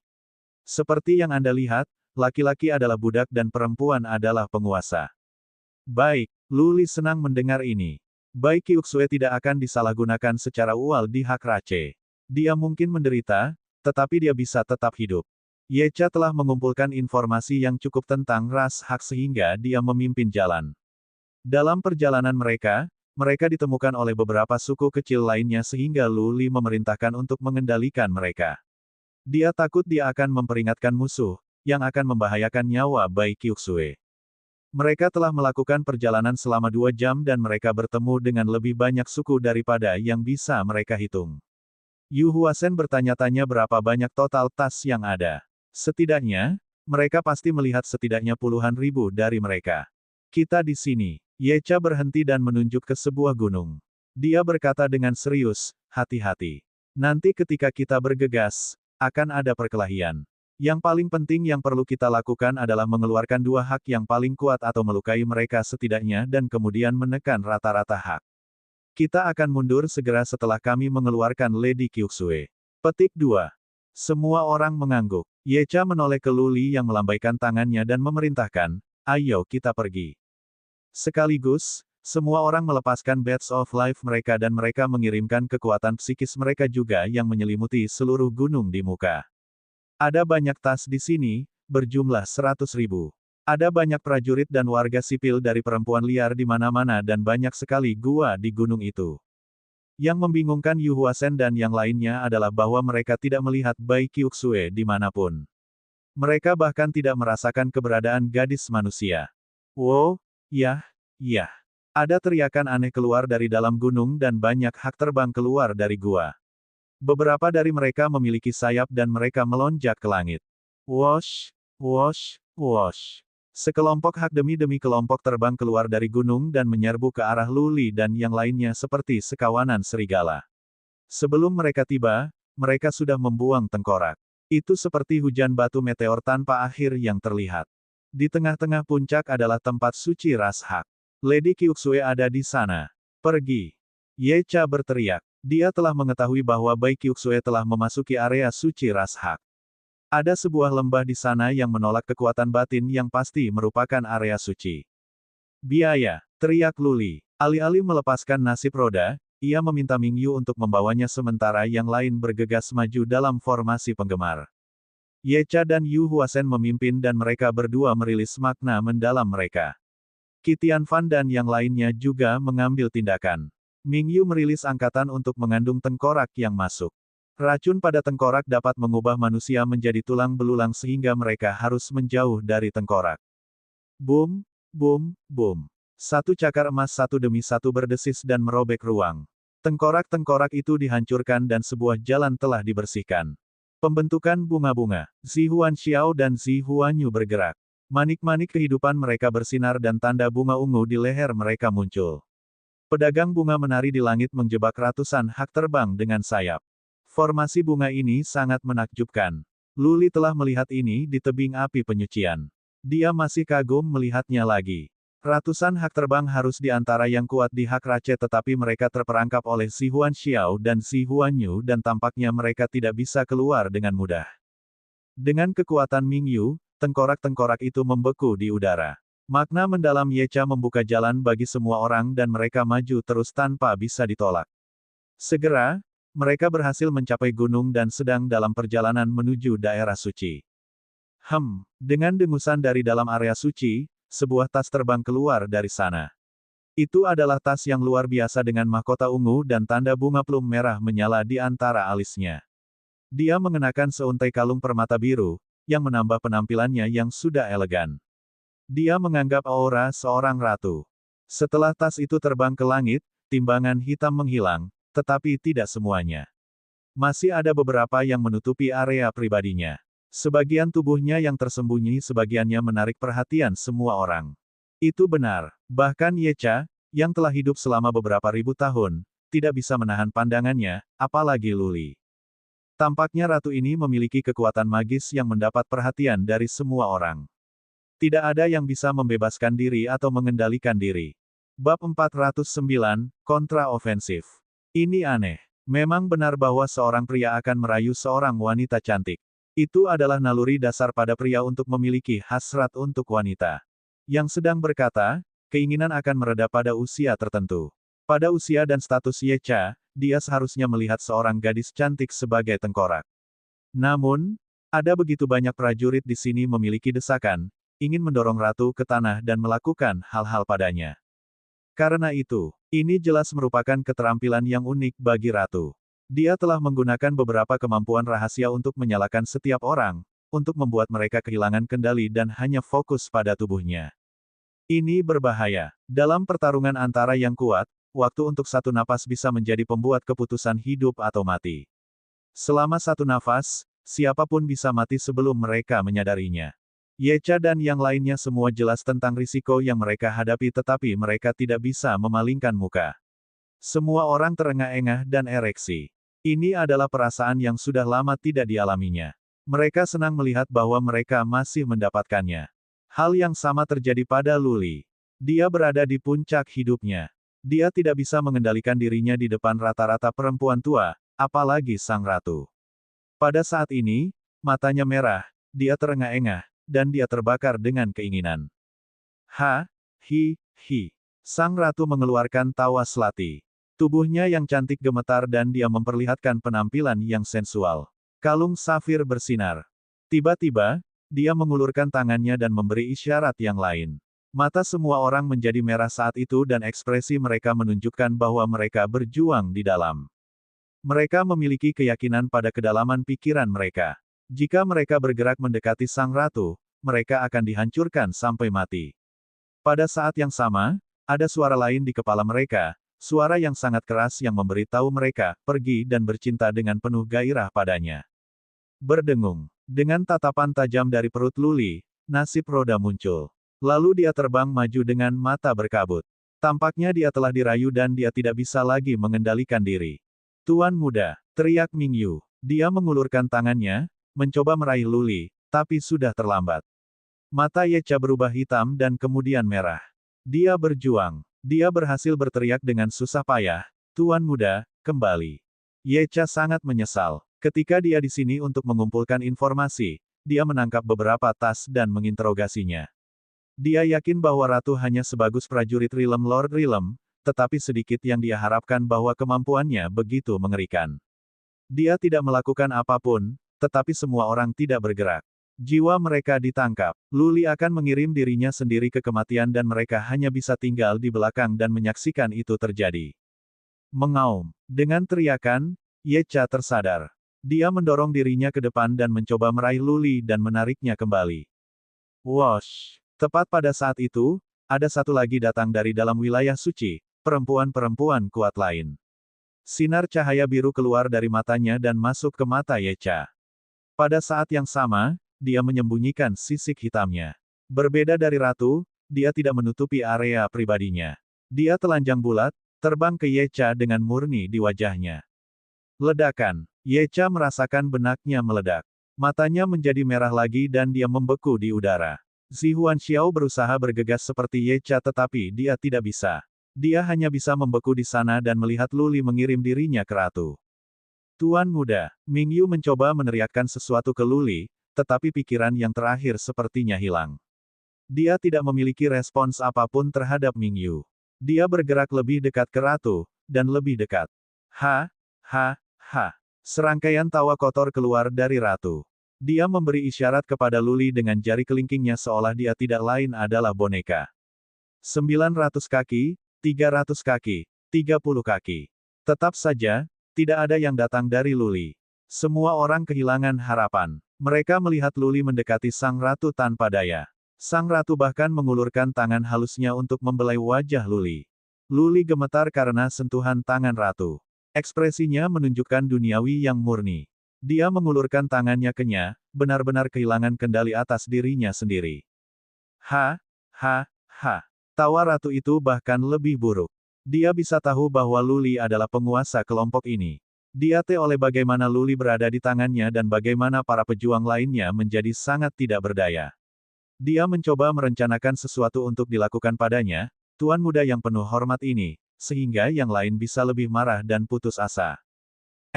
Tepat pada saat itu, ekspresi Ratu berubah. Dia merasakan bahaya. Bahaya datang dari pria muda di depannya, dari tangan Dinya. Berdengung. Dengan tatapan tajam, tangan Luli berubah menjadi cakar darah. Kemudian dengan goresan, salah satunya hancur berkeping-keping dan darah tumpah keluar. Luli menggerakkan tangannya ke atas dan mencubit tenggorokannya. Jika dia memberikan lebih banyak kekuatan ke tangan itu, Ratu akan dipenggal. Wajahnya yang kosong dan hampa menjadi dingin lagi. Mata berkabutnya sangat jernih sekarang. Dia tersenyum mengejek dan berkata, Yang mulia, sebaiknya kamu pindah sekarang atau aku akan mematahkan lehermu. Ratu tidak bergerak, tapi ada dua garis cahaya biru dari matanya. Dia menggunakan kemampuan rahasianya, mencoba untuk menghapus jiwa Luli. Namun, yang mengejutkan Sang Ratu dan semua yang hadir di sana adalah bahwa Luli tidak terpengaruh. Matanya masih jernih dan serangan Ratu itu, sia-sia. Luli tersenyum pada Hak yang terkejut dan berkata, haha. Jika seranganmu 10 kali lebih kuat, well, itu akan tetap tidak berguna bagiku. Kembali di Mystic Armor Mountain, bahkan Patriark Besar keluarga Lu tidak dapat mencari jiwa Luli dan bahwa Patriark Agung adalah prajurit Rilem Bumi Abadi yang mengambil jurusan budidaya jiwa. Ada tanda naga misterius di kolam jiwa Luli yang bisa melindungi jiwanya dari serangan apapun, setidaknya yang datang dari seorang prajurit di bawah alam abadi bumi. Oleh karena itu, Meskipun dia tergoda dan berterhadap ratu perempuan tua, pikirannya jernih. Dia telah memilih untuk terbang agar menurunkan ratu. Memaksa, ratu berada di bawah cengkeraman Luli dan salah satunya hancur oleh Luli. Dia tidak bisa melepaskan keterampilannya lagi. Yu Huasen, Ming Yu, dan yang lainnya semuanya telah mengambil tindakan. Ming Yu melepaskan force dan berisi tas yang kuat lainnya, sementara Zihuan Xiao merilis Formation of Blossoms untuk menjebak hak ini. Suara mendesing. Yecha dan ketiga leluhurnya terbang dan mengepung sang ratu. Kait mereka ditekan ke tubuhnya. Luli mengangguk untuk mengakui reaksi Yecha. Dia menoleh ke ratu dan berkata, kamu punya dua pilihan sekarang. Entah kamu menyerah padaku atau seluruh rasmu dihancurkan oleh kami. Itu benar. Alasan Luli tidak membunuh ratu adalah karena dia ingin membawa ras ini ke kontrol. Ini bukan untuk memuaskannya. Justru sebaliknya, perlombaan ini terlalu kuat dengan keterampilan rahasia ini. Jika dia bisa mengendalikan mereka, dia akan dilengkapi dengan beberapa uluran tangan yang cukup kuat. Bab 410, Keterampilan Arcane Surgawi. Terlepas dari kenyataan bahwa Ratu tidak mengerti apa yang dikatakan Luli, dia memiliki pemahaman yang jelas tentang situasi saat ini. Yecha dan yang lainnya menekan kait mereka di kepala dan tubuhnya. Setiap langkah ceroboh akan menjadi akhir dari hidupnya. Trik paling kuat dari The Hak Rache adalah keterampilan rahasia dan serangan terhadap jiwa. Karena Luli tidak terpengaruh sedikitpun, maka sang ratu sudah kalah, menderita kekalahan telak. Mereka yang tinggal bersama Luli cukup kuat untuk menghancurkan ras Hak. Sang ratu masih berdarah dan dia mengerutkan kening kesakitan. Setelah beberapa saat, dia mulai mengatakan sesuatu tetapi Luli tidak mengerti semua itu. Dia menoleh ke Yecha dan bertanya, apakah kamu mengerti itu? Ya, saya memiliki pengetahuan tentang bahasa kuno. Yecha mengangguk dan menafsirkan untuk Luli, dia bertanya siapa kita. Dia mengatakan ras Hak mengikuti Dewa Mung dan bahwa jika kita berani melakukan apapun di sini, Dewa Mung tidak akan pernah membiarkan kita pergi. Beritahu dia. Petik 2. Luli memandangi sang ratu dengan menghina dan berkata, kami tidak peduli tentang Dewa Mung atau yang lainnya. Dia hanya punya waktu untuk membakar setengah dupa untuk membuat keputusan. Entah dia menyerah atau seluruh rasnya terbunuh oleh kami. Petik 2. Yecha mulai menafsirkan kembali. Dia bukan ahli dalam bahasa kuno, lagi pula, sudah lama digunakan. Qian Phoenix Rache datang dari zaman kuno, jika tidak, maka tidak ada seorang pun di sini yang bisa memahaminya. Setelah mendengar apa yang Yecha katakan, Ratu mengatakan sesuatu dengan tatapan tegas. Yecha menggelengkan kepalanya dan mengandalkan apa yang dia katakan kembali. Dia mengatakan ras Hak tidak akan kembali pada Dewa Mung bahkan jika harganya adalah kepunahan rasnya. Dia meminta kita untuk membunuhnya.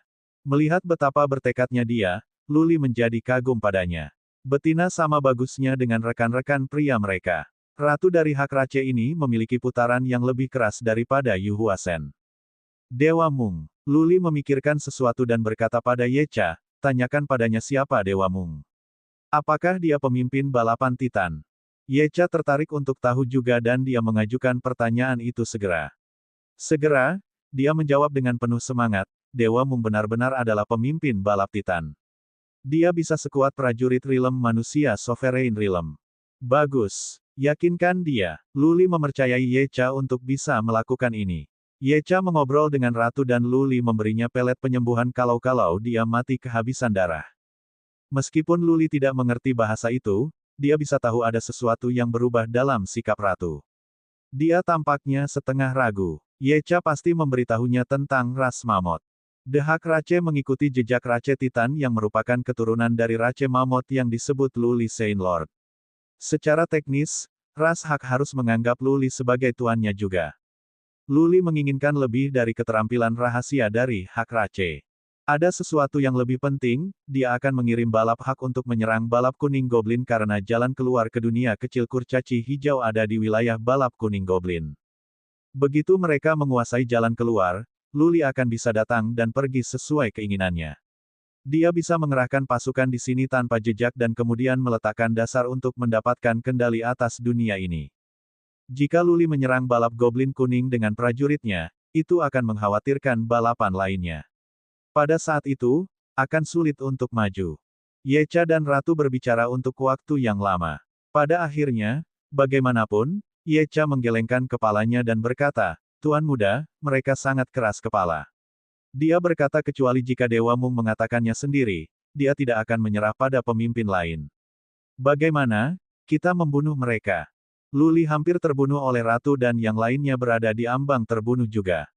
Yecha tidak bisa menenangkan pikirannya dengan dia di sini jadi dia ingin menyelesaikan hidupnya. Luli menghela nafas, merasa kasihan. Ratu ini mampu membingungkan para pejuang Rilem Lord Rilem. Membunuhnya sangat memalukan. Dia menoleh ke Yecha dan berkata, tanyakan padanya apakah Bai Qiuxue berada di area suci. Kirim seseorang untuk menyelamatkannya terlebih dahulu. Yecha mengangguk dan bertanya padanya.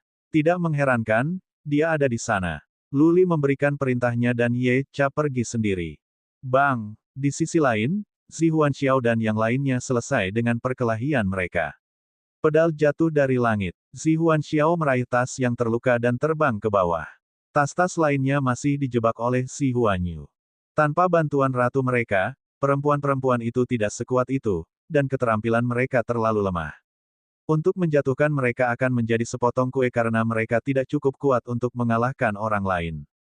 Dari bawah, Yecha terbang dengan seorang wanita muda dari daerah suci. Wanita muda itu memiliki pandangan yang bisa disebut tidak ada duanya dan tubuh yang ramping. Rambutnya sehitam tinta, dan pakaian putihnya menari-nari di langit, memberinya tampilan peri. Luli dan Bai Qiuxue saling menatap dan tidak bisa memalingkan muka. Mereka memiliki perasaan campur aduk. Bagi mereka, waktu telah membeku pada saat ini. Dunia telah lenyap. Mereka adalah satu-satunya di dunia di mata masing-masing. Hati Luli berdenyut. Kenangan mereka bersama kembali ke dia. Dia ingat saat-saat manis yang mereka miliki di Gunung Nagaraja, bagaimana dia mempertaruhkan nyawanya untuk pergi ke Heaven Martial City untuknya, dan bagaimana mereka tinggal bersama selama beberapa waktu di Blood Evil Island. Dalam perjalanannya ke Central Plains, dia akan melihat gadis ini dengan senyum yang cerah dalam mimpinya. Di masa lalu, dia mungkin tidak bisa menempelkan perasaan padanya, tetapi pada saat ini, dia yakin. Dia memujanya dan dia adalah pasangan idealnya. Di masa lalu, dia hanya ingin kembali ke Central Plains dan menyelamatkan orang tuanya dan mengembalikan Luling. Juga, status di antara keduanya berbeda, yang mencegahnya dari memiliki pemikiran. Tapi kemudian skema Du Zeng membuat Luli merasa bersalah terhadap keluarga Bai dan dia merasa dia tidak bisa menghadapinya. Sekarang, dia memiliki keberanian. Dia adalah Kaisar Gurun Utara dan keluarga Bai mendapat untung karena dia. Bekas luka yang tersembunyi sembuh. Api cinta menyala di dalam dirinya dan di matanya. Dia menyerahkan Ratu Balapan Hak kepada seorang patriark di sebelahnya. Lalu dia mengulurkan tangannya dan berkata sambil tersenyum, Nona Qiuxue, aku di sini untuk membawamu pulang. Dia hampir menangis. Melihat semua prajurit kuat dari Gurun Utara, dia sudah tahu apa yang sedang terjadi. Selain Luli, siapa lagi yang memiliki kemampuan untuk memobilisasi begitu banyak prajurit yang kuat? Penjara orang tua dari surga telah meninggal dan keluarga Bai lebih lemah sekarang. Keluarga Bai sangat membutuhkan prajurit yang kuat dari alam mulia. Bai Leng tidak bisa membuat terobosan sehingga banyak orang beralih ke Bai Qiuxue. Dia berada di bawah begitu banyak tekanan yang mendorongnya untuk pergi ke dunia kecil Green Dwarf. Dia berkultivasi dan dilatih seperti orang gila. Sementara Luli berada di Central Plains, dia telah melalui banyak hal. Dia menderita dan dia lolos dari kematian pada banyak kesempatan. Dia adalah orang yang kuat. Meskipun demikian, dia hanya seorang gadis berusia 16 tahun. Berkali-kali, dia hanya ingin berhenti dan hampir hancur. Pada saat ini, dia bisa menenangkan pikirannya. Luli kembali. Dia punya seseorang untuk diandalkan. Dia tidak harus menanggung semuanya sendirian sekarang. Luli mengatakan padanya dengan halus bahwa mulai sekarang, dia akan menjadi dunianya dan mendukungnya. Berdengung, Bai Qiuxue melepaskan nasib rodanya, melemparkan dirinya ke pelukan Luli dan menangis sesuka hatinya. Di sana, Luli memeluknya dan berkata sambil tersenyum, mulai sekarang, tidak ada yang bisa menggertakmu lagi. Jangan menangis. Ada begitu banyak orang di sini. Kamu lebih cantik ketika kamu tidak menangis. Gadis-gadis sangat memperhatikan penampilan mereka, hampir selalu. Dia berhenti menangis setelah mendengar kata-kata Luli. Dia menyeka air matanya, membebaskan diri dari lengan Luli, dan kemudian berbalik ke ratu. Sang ratu tiba-tiba menatap tanda sindor di antara matanya. Ratu membuka mulutnya dan menjerit. Patriark Qian Phoenix Rache yang mengendalikannya marah dan akan menghancurkannya sampai mati. Berhenti. Yecha dan Luli berteriak pada saat yang sama. Luli memandang ke mantan yang berkata dengan terkejut, Tuan Muda, Ratu berkata, Lady Kyuxue telah menguasai keterampilan arcane kuno dari perlombaan hak. Mulai sekarang, dia akan menjadi dewi perlombaan hak. Keterampilan arcane kuno. Luli memandang Bai Kyuxue dan bertanya, Kyuxue, apakah Anda memahami keterampilan arcane dari ras hak di daerah suci? Ya, saya punya. Petik 2. Bai Kyuxue membelai rambutnya dan menundukkan kepalanya. Dia melanjutkan dengan suara malu-malu, tapi saya pikir arcane skill dirancang untuk memikat pria. Cukup kotor. Bab 411, Pesona. Bai Kyuxue memang memasuki dunia ini secara tidak sengaja. Beberapa waktu yang lalu, dia terluka oleh beberapa kurcaci hijau yang kuat. Dalam kemarahan, dia mengejar mereka dan pergi ke genangan lumpur di mana dia secara tidak sengaja mengaktifkan formasi penghambatan yang mengarah ke dunia ini. Siapapun yang berteleportasi ke dunia ini dapat menemukan betapa ajaibnya itu. Ada harta karun dan bahan mistis di mana-mana. Bai Kyuxue, tentu saja, memutuskan untuk tinggal di sini dan melihat-lihat sebelum dia kembali untuk melapor ke keluarga Bai. Jika keluarga Bai bisa menguasai dunia ini, keluarga akan berkembang dengan cepat. Namun, dia ditemukan oleh Yellow Goblin Rache dan dia diburu.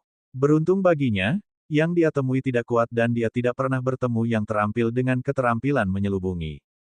Namun demikian, dia berada dalam situasi yang menyedihkan. Dia diburu, yang membuatnya tidak punya waktu untuk beristirahat, bahkan untuk tidur siang 2 jam. Akhirnya, dia tiba di wilayah Hak Rache dan kemudian dia pingsan.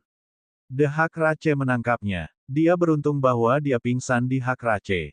Jika itu adalah ras lain, dia mungkin di. The Hak Rache menghormati wanita dan pria adalah budak.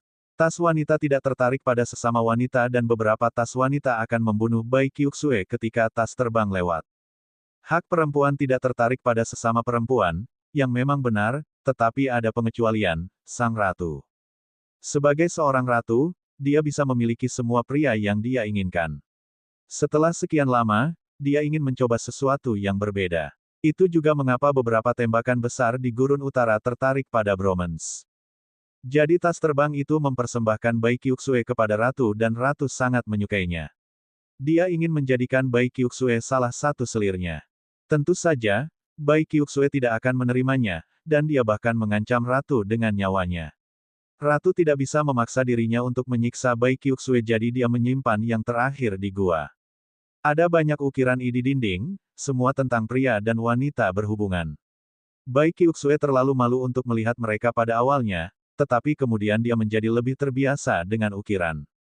Orang-orang muda memiliki keingintahuan alami tentang hal-hal semacam itu. Juga, ukiran dan lukisan ada di seluruh dinding sehingga dia tidak punya banyak pilihan. Bai Kyuxue tiba-tiba merasakan sesuatu setelah beberapa hari. Tampaknya ada semacam arti atau irama dalam ukiran. Dia membiarkan kereta pikirannya berlari dan dia belajar keterampilan rahasia yang disebut pesona. Bai Kyuxue menjelaskan kepada Luli dengan memerah. Dia terlalu malu untuk menguraikan banyak hal sehingga dia menggunakan beberapa kata yang sangat ambigu yang bisa dipahami Luli. Dia akhirnya tahu mengapa dia pikir Bai Kyuxue agak berbeda. Saat dia menatapnya, dia merasa dia terbalik. Perasaan yang tidak bisa dia letakkan pada pin meledak hari ini. Jadi pasti ada hubungannya dengan pesona. Segera, dia tersenyum. Dia menoleh ke ratu dan berkata, itu benar. Bai Kyuxue memang mempelajari keterampilan arcane kuno Anda. Anda mengatakan bahwa dia adalah dewi Anda sekarang. Jadi apakah artinya, Anda harus mendengarkannya mulai sekarang? Mata Yecha bersinar. Mereka siap menyerang ras hak dan sekarang ada harapan lagi. Luli melirik Yecha yang menafsirkan kata-kata ratu dalam bahasa kuno. Ratu tampaknya bersemangat dan dia mengatakan sesuatu kepada Bai Kyuxue dengan perasaan penuh gairah di matanya. Luli hendak bertanya pada Yecha ketika Bai Kyuxue berkata, aku bisa memahaminya. Dia mengatakan bahwa selama aku bisa melepaskan pesona dengan sukses, aku akan dianggap sebagai dewi mereka dan mereka tidak akan melanggar perintahku. Baik, Luli terangkat dan berkata, silakan saja. Perlombaan hak akan sangat berguna bagi saya. Biarkan mereka menyerah kepada Anda.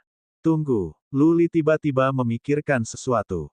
Dia menarik Bai Qiuxue dan berbisik, ketika Anda melepaskan pesona, apakah Anda akan seperti mereka? Anda tahu, telanjang.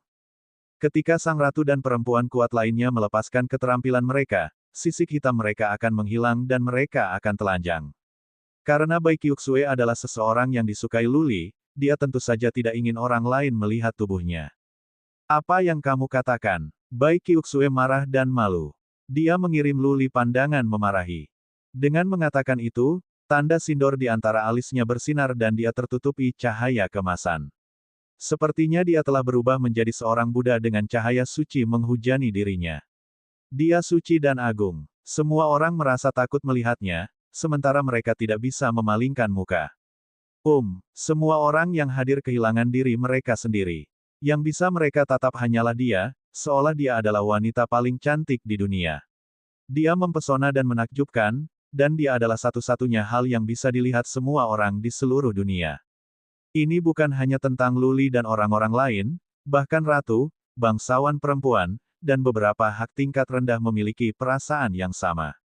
Mereka kehilangan akal. Yang lebih ajaib adalah, tidak ada yang punya pikiran ual, tidak ada dorongan sama sekali, dan tidak ada pikiran untuk melanggarnya. Bai Qiuxue telah menjadi peri yang orang lain hanya bisa memandang dan menyembah. Mereka merasa mereka tidak memiliki ide untuk menyakitinya sama sekali. Perasaan ini aneh tapi nyata. Bahkan para pejuang Realm Lord Nobeem puncak seperti Zihuan Xiao kehilangan akal. Jika Bai Qiuxue bergerak sekarang, bahkan Zihuan Xiao tidak bisa melawan dan dia harus menunggu kematian. Berdengung. Dengan cahaya dari tanda sindor, cahaya kemasan lenyap. Semua orang terbangun seolah-olah mereka sedang bermimpi. Zihuan Xiao, Yu Huasen, Qi Tianfan dan yang lainnya saling memandang, merasakan dingin di punggung mereka.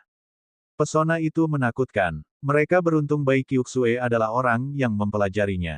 Jika itu adalah ratu, mereka akan terbunuh sebelum mereka menyadarinya. Celepuk. Membebaskan diri dari cengkeraman Patriark Qian Phoenix Rache, sang ratu terbang ke bawah dan berlutut dengan semua tas lain. Mereka meletakkan satu tangan di dada mereka, membungkuk dan berteriak, Ceye, Ceye, Ceye. Luli bertanya pada Yecha, apa itu, Ceye? Ya dewa, dalam bahasa kuno. Yecha menoleh ke Bai Qiuxue dan berseru, Nona Qiuxue berbakat dan dia telah belajar keterampilan arcane kuno, yang tidak terduga. Banyak ras benar-benar tahu cara memikat orang lain. Tingkat terendah bergantung pada daya tarik duniawi, yang tingkat menengah bergantung pada jiwa, dan kemudian tingkat tertinggi adalah pesona. Ia bekerja pada semua orang, pria, wanita, tua dan muda. Juga, itu membuat orang memandangnya seolah-olah dia benar-benar dewa dan kemudian menjadi tertarik padanya secara alami dan tunduk diri untuk kontrolnya. Ketika dia berkultivasi ke puncak, dia bisa membuat orang mati untuknya dengan sukarela. Petik 2. Luli terkejut mengetahui hal ini. Dia merasa ini lebih dari sekedar keterampilan dan itu lebih kuat dari makna mendalam. Bai Qiuxue hanya pada tahap awal dari Fate Wheel Realm tetapi dia sudah bisa mempengaruhi mereka yang berada di puncak Realm Lord Nobeem. Jika dia menguasai pesona, dia sendiri yang bisa melakukan pekerjaan tentara. Misalnya, ada puluhan juta musuh yang masuk dan Bai Qiuxue adalah orang yang menghadapi mereka. Dia tidak perlu melakukan apapun. Dia hanya bisa tersenyum dan semua musuh akan membelot. Keterampilan arcane kuno, semua yang misterius itu menakjubkan. Luli berpikir dalam hati. Ini hanya keterampilan. Lalu seberapa kuat 10 mantra surgawi dari dataran tengah?